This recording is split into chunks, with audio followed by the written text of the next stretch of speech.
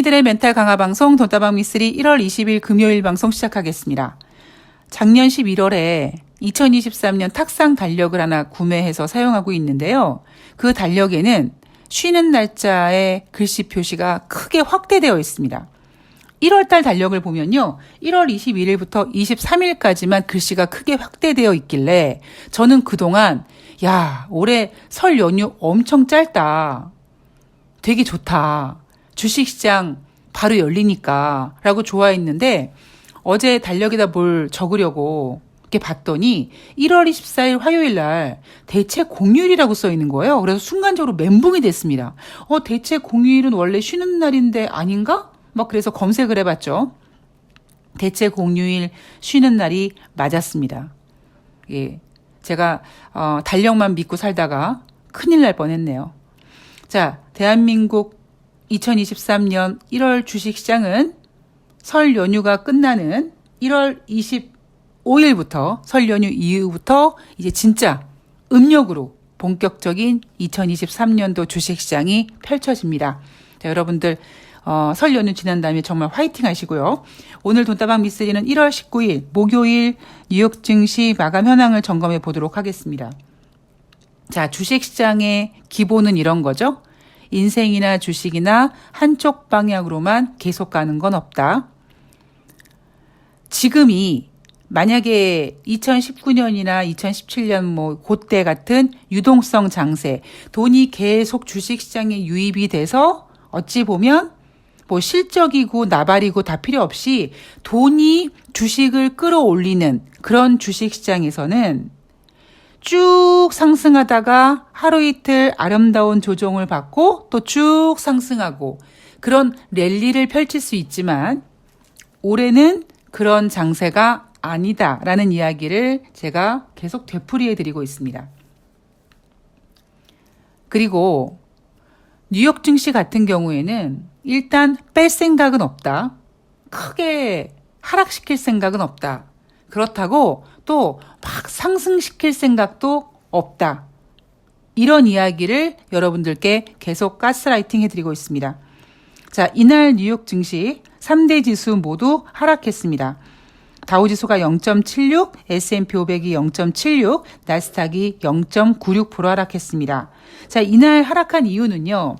연준의 긴축 위험과 그에 따른 경기 침체 우려 때문에 하락했다라고 합니다. 자, 우선 지난주 뉴욕 증시가 일주일 내내 상승했죠. 그러니까 이번 주에는 쉬어가는 구간은 맞습니다. 일주일 동안 쭉 상승하다가 충분히 쉬어가야 되는 거죠. 왜냐하면 지금 주식시장은 돈이 주식을 끌어올리는 그런 유동성 장세가 아니기 때문에, 그리고 지금 뉴욕 증시가 너무 상승해서 뜨거워지면 다시 인플레이션을 자극할 수 있기 때문에 지금 뉴욕 증시는 굉장히 조심조심 한 걸음 앞으로 나가고 있습니다. 그래서 이날 뉴욕 증시가 연준의 긴축 위험과 그에 따른 경기 침체 우려 때문에 하락했다라고 하지만 그냥 지난주 일주일 내내 상승했으니까 또 쉬어가는 구간이다라고 보시면 될 것 같습니다. 자, 연준 위원들의 발언을 볼게요. 브레이너드 연준 부의장이 인플레이션은 최근 둔화에도 여전히 높다. 통화 정책은 인플레이션이 지속 가능한 2%의 목표치로 돌아갈 수 있도록 당분간 충분히 제약적인 필요가 있을 것이다 라고 했습니다. 이 얘기는 뭐예요? 인플레이션 2%가 될 때까지 우리 연준은 계속 금리 인상을 할 생각이 있다라는 거죠. 이게 지금 연준 위원들이 가지고 있는 스탠스입니다. 이거를 고집하고 있는 건 아니에요. 단지 주식시장이 뜨거워질까 봐 주식시장 너무 뜨거워지지 마. 니네 뜨거워지면 인플레이션 자극한다. 그래서 연준 위원들이 계속 인플레이션 2%가 될 때까지, 기준금리 5%가 될 때까지, 자, 투자자들 긴장 풀지 마. 니네가 올해 금리 인하할 거라고 그런 생각 꿈도 꾸지 마. 이러한 신호를 시장에다가 계속 주고 있습니다. 그런데 뉴욕 증시는 사실 이 얘기 아웃 오브 안중이에요. 지난주에도 연준 위원들은 계속 이런 발언을 했으나 뉴욕 증시는 그렇게 크게 신경 쓰진 않았습니다. 그럼에도 불구하고 연준 위원들은 이런 이야기를 해주고 있죠. 자, 어제 같은 경우에는요. 세인트루이스 연방은행 총재가 2월 회의에서 50pp 금리 인상을 해야 된다라고 주장을 했죠. 제가 어제 방송에서 여러분 세인트루이스 연방은행 총재는요. 올해 투표권이 없습니다. 라고 얘기했습니다. 투표권이 없지만 그래도 시장에다가 어이 투자자들 긴장하지 마. 아직 우리 금리 인상 계속 할 거야. 니네 왜 이렇게 궁뎅이를 들썩거려? 라고 신호를 주는 거였고요. 그리고 클리브랜드 연방은행 총재. 이 사람도 표가 없습니다, 올해. 클리브랜드 연방은행 총재는 어제 다수의 위원이 5에서 5.25 미국의 기준금리 수준을 그 정도에서 약간 웃도는 수준까지 인상해야 한다라고 얘기했죠. 올해 투표권이 없는 2명의 연준 위원들이 전일 시장에다가 공격적인 굉장히 강도 높은 멘트를 던졌습니다. 그래서 어제 이 두 인간의 멘트 때문에 뉴욕 증시가 하락했다라고 했죠. 그래서 미쓰리가 이 사람들 표가 없습니다. 그냥 뉴욕 증시는 그냥 지난주에 뜨거웠으니까 지금 쉬어가는 구간이에요. 라고 여러분들께 설명해 드렸습니다. 자, 이날은요. 댈러스 연방은행 총재가 발언을 했는데 댈러스 연방은행 총재는요. 올해 투표권이 있는 사람입니다. 이 사람이 금리 인상 속도를 추가로 줄이는 것을 선호한다라고 했습니다. 이게 무슨 소리입니까? 금리 인상 속도를 추가로 줄이는 것을 선호한다. 즉 12월 달에 50bp 인상했으니까 속도 줄여야지 않겠느냐. 1월 말에서 2월 초에 열리는 2023년 첫 번째 FOMC 회의에서 속도를 더 줄여서 25bp 인상해야 된다라고 했습니다. 그리고 보스턴 연방은행 총재, 이 사람은 올해 투표권은 없습니다만 초기의 신속한 인상 속도에서 더 늦추는 쪽으로 이동하는 것이 적절하다. 25bp 금리 인상을 선호한다라고 했습니다. 자, 이제 여러분 대충 분위기 아시겠죠? 예. 뉴욕 증시가 하락했어. 연준 위원들이 긴축 발언을 했어. 그거 지금 시장에 중요하지 않습니다. 연준 위원들은 그런 스탠스를 유지해야 되고요. 그 와중에도 표가 있는 댈러스 연방은행 총재 같은 경우에는 어이 우리 2023년 첫 번째 FOMC 회의에서 25bp 금리 인상할 거야라는 힌트를 주고 있습니다. 단지 투자자들 궁뎅이가 들썩들썩만 하지 않도록 잘 조절하고 있는 거죠. 자, 문제는 경제 지표입니다. 여러분 다시 말씀드리지만 지금 미국은요. 경기 둔화를 넘어 경기 침체에 돌입했습니다. 미쓰리, 너 어떤 근거로 그런 얘기하니? 경제 지표요. 저는 머릿속에 지난 몇 년 동안 미쓰리가 정신 차리고 돈다방 미쓰리 하면서 지난 8년 동안 경제 지표가 미쓰리 머릿속에 모는 종이에 지금 그려져 있단 말이에요. 다 집어치우고라도 코로나 이후 작년 이후부터 미국 경제 지표의 모는 종이는요. 모든 지표가 우하향입니다. 이미 기존 주택 판매, 신규 주택 판매는 12개월, 9개월 전부터 계속 내림세를 찍고 있고요. 기준선이 50인 PMI 지표도 짧게는 4, 5개월, 짧게는 2, 3개월, 한 3, 4개월, 길게는 5, 6개월 전부터 기준선 50 이하에서 하회하고 있습니다. 기준이 제로인, 심리 지표라든가 어떤 엠파이어 스테이트, 제조업 지표 같은 이런 지표는요, 이미 기준 0에서 한참 떨어진 마이너스 10몇, 마이너스 30 이렇게 경기 침체를 향하는 쪽으로 이미 많이 기울어진 상태입니다. 그런데 많은 전문가들은 올해 미국의 경기 둔화가 올 거라는 둥, 경기 침체를 조심해야 될 것 같다는 둥 얘기하지만 이미 지금 미국은 경기 침체입니다.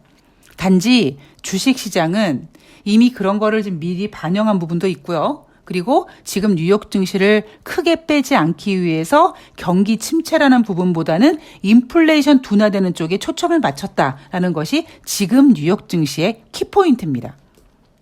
제가 올해 여러분들한테 자주 언급드리는 내용 중에 뭐냐면 너무 여러분 주식을 복잡하게 생각하지 마십시오. 이거죠.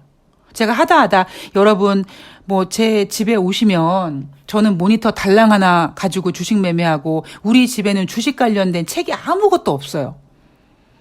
그만큼 점점 그냥 심플해지는 겁니다.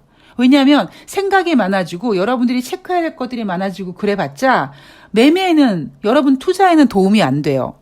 그러면 뭘 하느냐? 마치 쪽집게 강의처럼 시험 보기 직전에 쪽집게 강사가 꼭꼭꼭 찍어주는 것처럼 지금 주식시장에서 가장 중요한 게 뭐고 지금 주식시장에서 가장 키포인트, 주식시장이 어디를 바라보고 있는지를 여러분들께서 확인하시면 되는 거죠. 또 그것만 또 내리대고 보시면 안 되죠. 제가 다시 말씀드리지만 스포트라이트가 비치는 곳에 중심이긴 하지만 여러분들은 항상 철상철하, 철두철미 하면서 보이지 않는 호재, 악재들을 모두 점검해야 된다. 그게 지혜로운 투자자다라는 이야기를 계속해드리고 있습니다. 자, 이날 발표된 경제지표도요. 12월 달 신규 주택 착공 건수 전월 대비 1.4% 감소했습니다. 이 착공 건수는요. 4개월 연속 감소세. 이미 기존 주택 판매, 신규 주택 판매는요, 12개월, 9개월, 10개월 이렇게 내리막길을 가고 있습니다. 필라델피아 연방은행이 발표하는 1월달 제조업 지수 12월에 마이너스 13.7이었는데요. 1월 달에 마이너스 8.9. 물론 마이너스 13.7보다 마이너스 8.9가 조금 개선된 건 맞지만 여전히 기준선 0 이하에서 놀고 있고요. 지금 이 필라델피아 제조업 지수는 5개월 연속 마이너스입니다. 제가 이미 몇 달 전부터 작년 10월, 11월 제가 여러분들한테 저는 미쓰리는 9월 말에 한 해를 마감합니다. 10월 달부터 12월 달까지는 그 다음 해를 준비합니다. 라고 얘기하면서 이미 저는 그때부터 미국의 경제 지표가 정점을 찍고 계속 꺾이고 있다. 기존 주택 판매, 신규 주택 판매, PMI 지표 다 둔화되고 있다. 그때는 둔화였거든요. 근데 지금은 이제 점점점 시간이 흘러가면서 5개월 연속, 9개월 연속, 12개월 연속 이렇게 점점 둔화가 확장되고 있고 그거는 지금 미국이 경기 침체를 앓고 있는 겁니다. 자, 그런데 여기에서 아주 웃기는 지표가 하나 있죠. 여러분들을 살짝 혼란하게 만드는 허접한 전문가들이 여러분들의 멘탈을 살짝 흔드는 지표가 하나 있습니다. 그게 바로 뭐냐면 주간 신규 실업수당 청구 건수죠. 전주 대비 15,000명 감소해서 19만 명이다. 이 주간 신규 실업수당 청구 건수의 기준선은 30만 건이죠. 30만 건 이상이면 너무 좋은 거고 최소한 30만 건 이하에만 이 주간 신규 실업수당 청구 건수가 놓여 있다면 미국 고용은 괜찮아라고 평가하고 있는데 무려 지금 30만 건에서 한참 미친 19만 명밖에 안 된다라는 겁니다. 이 수치를 가지고 전문가들은 미국 경제가 안 좋다 하는데 아니에요. 고용 지표 보세요. 미국은 고용이 짱이거든요. 고용 지표 겁나 좋아요. 라고 여러분들한테 헷갈리게 하죠. 미쓰리는 경제 지표 안 좋다고 그래서 지금 미국이 경기 둔화를 앓고 있다고 하는데 왜 다른 전문가들은 이렇게 얘기하지? 하면서 살짝 헷갈리실 수 있습니다. 근데 저는 그거를 이렇게 반박하죠. 경제가 좋지 않으면 사람들이 적극적으로 취업 전선에 뛰어든다. 그리고 웬만하게 그냥 안 입고 더럽고 치사하면 에이씨 그냥 때려쳐. 나 다른 데로 가. 이렇게 쉽게 직장을 관두죠. 쉽게 사직서 내고 실업수당 받고 실업수당 받으면서 기다리다가 다른 데 또 취직하고 할 텐데 경제가 안 좋아지면 경기가 안 좋으면 다시 재취업하기가 어려울 거를 직감적으로 알죠. 그러면 상사가 안 입고 더럽고 치사하고 그렇지만 그래도 어느 정도 궁둥이를 붙이고 버팁니다. 자, 19만 명 실업수당 청구 건수가 발표가 되면서 미국 고용이 여전히 좋다라고 하지만 아마존이라든가 미국의 대기업들 엄청난 감원이 진행되고 있습니다. 대한민국도 마찬가지입니다. 지난번에 뭐 은행원들 40대부터 구조조정 시작한다. 뭐 이런 얘기도 있는데 증권에서도 마찬가지고요. 금융회사에서 이렇게 구조조정한다라는 거는 경제가 진짜 좋지 않다라는 겁니다. 웬만하면 금융회사에서는요, 웬간하면은 구조조정하지 않거든요. 오히려 이러다가 경기가 조금 좋아지면 또 막 갑자기 막 신규 직원을 막 뽑고 가장 그 인력이 팔랑팔랑팔랑 쉽게 움직이는 것이 금융권입니다. 뭐 다른 업종도 그렇다고 할 수 있지만 저는 이제 금융권에만 있었으니까. 자, 어쨌든 주간 신규 실업상 청구 건수는 19만 명이 나와서 미국 고용이 좋다라고 하지만 이거는 고용 수치와 상관없이 미국 경제가 좋지 않아서 사람들이 적극적으로 취업 전선에 뛰어들고 있고 웬간하면 그만두지 않고 버티고 있다. 이게 주는 메시지가 뭐냐면 미국 경제가 좋지 않다라는 뜻이다.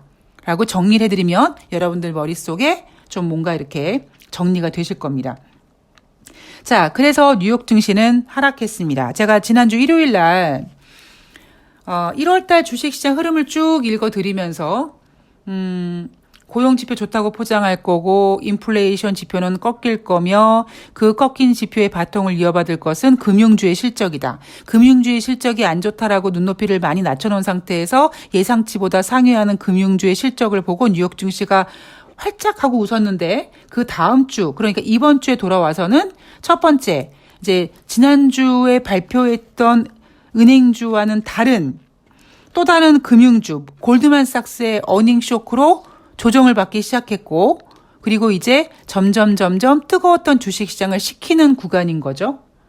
그래서 제가 일요일 방송에서 이런 흐름 말고 혹시 우리 주린이 분들이 생각해야 되는 어떤 악재가 하나 있지 않나라고 짚어드렸던 것이 뭐냐면 바로 미국 연방정부의 부채 한도인 거죠. 지난번에 제니 옐런 재무장관이 이제 19일 기준으로 부채 한도 초과될 것 같다 그래서 19일 날 연방정부 부채 한도에 따른 채무 불해영, 즉 디폴트 위험을 피하기 위해서 특별 조치를 시작한다고 했습니다. 그런데 이 특별 조치는요, 굉장히 임시 방편이에요. 그래서 이 특별 조치로 미국 연방정부는 5개월 정도만 버틸 수가 있습니다. 즉 5개월 안에 민주당과 공화당이 부채 한도 상한 조정 협상을 해야 돼요. 그런데 제가 지난번에 말씀드렸듯이 이번에 이번에 그 미국 의회 하원 의장이 메카시 공화당 출신입니다. 이 사람 굉장히 강력해요. 강력하게 민주당을 압박하고 있습니다. 벌써부터. 백악관이 1페니의 낭비도 찾을 수 없다. 뭐 이렇게 얘기하고요. 그래서 지금 이미 백악관과 공화당은 충돌하고 있습니다. 이 메카시 같은 경우에는요, 대놓고 어이 조 바이든 당신이 직접 나와서 협상하자라고 강하게 밀어붙이고 있습니다. 이 문제가 왜 우리가 조심을 해야 되냐면 2011년도에 이런 식으로 이 미국의 부채 한도 가지고 민주당과 공화당이 티격태격 하다가 잘 협의가 진행되지 않았어요. 그래서 이때 어떤 일이 있었냐면 S&P가 미국의 신용등급을 강등시켜버립니다. 트리플 A에서 더블 A로 강등시킵니다. 세상에 생각해 보세요. 지구상에서 가장 강한 나라, 우리가 이런 얘기 하잖아요. 설마 미국이 망하겠어? 이런 것처럼 가장 강한 나라, 쓸 카드도 많고 뭐 지네들이 하고 싶은 대로 다 할 수 있는 그 나라가 트리플 A라는 신용등급을 더블 A로 강등당했습니다. 그래서 이날 증시가, 이날이 아니죠. 이때 증시가 한번 휘청거렸어요. 그런데 2011년 때도 그랬는데 지금은 2023년이잖아요. 그죠? 12년이 지났습니다. 그러면 그때보다 훨씬 더 어떤 돈의 사이즈가 커졌겠죠? 그때는 2008년도 금융위기 이후에 이 부채 한도 문제였고요. 이제 이번에 그 부채 한도 문제를 협상할 때는 코로나라는 그 케이스가 하나 있습니다. 그래서 이번에 과연 미국에서 이 부채 한도 상향 조정을 잘 할지 이거를 우리는 계속 면밀하게 지켜봐야 됩니다. 5개월 동안 버틸 수 있기 때문에 그 안에 민주당과 공화당, 백악관과 공화당이 잘 얘기를 해야 돼요. 안 그러면 이것도 굉장히 골치 아픈 상황이 될 수 있습니다. 그때는요, 이미 연준은 이제 뭐 인플레이션 잡혔으니까 올해 계속 금리 동결할래. 그래서 주식시장은 금리 인상과는 상관없이 안정적인 주식시장을 예상하고 있었는데 갑자기 이놈의 부채 한도 상향 문제가 발목을 잡을 수 있습니다. 그래서 지금은 불거지지 않지만 어디선가 꿈틀거리고 있는 악재 중에 하나니까 우리는 그 점을 항상 체크하면서 조심조심 주식시장을 이어가야 됩니다. 자, 오늘 돈다방 미스리는 여기까지 하겠습니다. 저는 1월 21일 여러분들은 설 연휴시지만 저는 1월 20일 금요일 뉴욕 증시를 가지고 설 연휴에도 쉬지 않고 열심히 달려보도록 하겠습니다. 제가 가급적이면 좀 이렇게 여유 있게 방송을 녹음할 거니까요. 너무 막 들으려고 하지 마시고요. 시간 있으신 분들은 쭉 들으시고, 왜냐면 흐름이 되게 중요하거든요. 그러니까 제가 하루도 쉬지 않고 방송을 하는 이유, 물론 월요일날은 하지 않습니다만 뉴욕 증시 기준으로 제가 뉴욕 증시를 하루도 빼지 않고 계속 체크하는 이유 중에 하나가 그만큼 경제는 모눈종에 점 찍는 것처럼 그 하나씩 매일매일 만들어가는 그림이거든요. 그래서 흐름을 알아야 되니까 저는 쉬지 않고 열심히 방송을 하겠습니다. 자, 여러분 설 연휴 준비 잘 하시고요. 저는 내일 방송에서 뵐게요. 고맙습니다.